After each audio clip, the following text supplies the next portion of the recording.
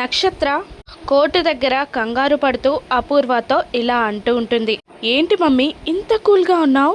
గగన్ ఆ లిల్లీని తీసుకొస్తాడేమో అంటూ ఉండగా తీసుకురాని అని అనేస్తుంది అపూర్వ.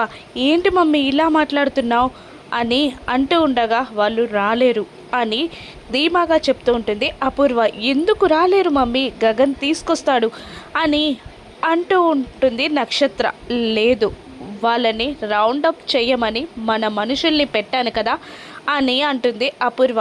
మనం పెట్టిన వాళ్ళు ఎవరు ఆషామాషి వ్యక్తులు కాదు, మృగాల కన్నా డేంజరస్ అని అపూర్వ అంటూ ఉంటుంది. లిల్లీని తీసుకొని కోర్టుకి బయలుదేరుతారు గగన్, భూమి. ఇంతలో ఆ కార్కి అడ్డంగా రోడ్ పైన కొన్ని పూల కుండీలు కనబడతాయి. దాంతో ఏంటి అని వెనక్కి తిరిగి చూసేసరికి 2 కార్లో ఉన్న రౌడీలు వాళ్ళని రౌండప్ చేస్తారు. వాళ్ళు అపూర్వ పెట్టిన రౌడీలు. ఆ రౌడీలను చూసిన గగన్ స్టైల్గా కిందికి దిగుతాడు.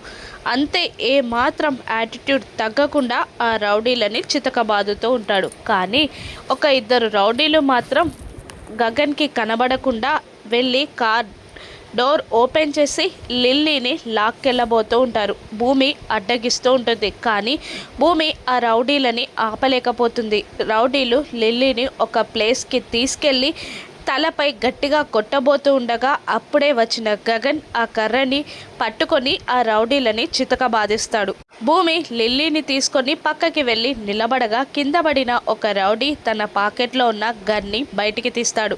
లిల్లీ వైపు గురిపెట్టి షూట్ చేయబోతుండగా భూమి లిల్లీని తప్పించి బుల్లెట్కి అడ్డం వెళ్ళబోతూ ఉండగా గగన్ వాళ్ళిద్దరికీ బుల్లెట్ తగలకుండా అడ్డంగా వచ్చేస్తాడు. దాంతో ఆ రౌడీ పేల్చిన బుల్లెట్ గగన్ గుండెల్లో దిగిపోతుంది.